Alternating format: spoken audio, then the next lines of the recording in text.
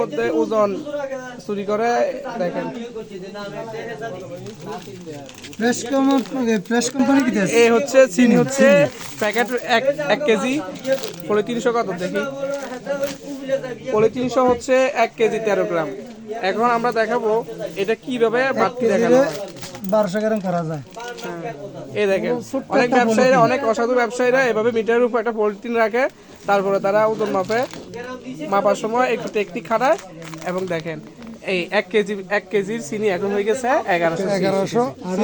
আরো বাইরে যদি এটা পজিশনে এই দেখেন কেউ যদি মিটারের উপর এভাবে পলিথিন দেখেন, সাথে সাথে দোকানদার এখন হচ্ছে 1100 অথবা মাপার পরে বলবেন যে পলিথিন সরাই রাখেন, তারপরে আমরা check যত করে দিই। যত টন এই পলিথিনে যত টন খাইবো তত বাড়িব। এখন 250 গ্রাম হয়ে গেছে। হ্যাঁ হ্যাঁ 250 কি তো আবার 250 কেন? ওই টান বেশি গেছে, টান যত বেশি দিব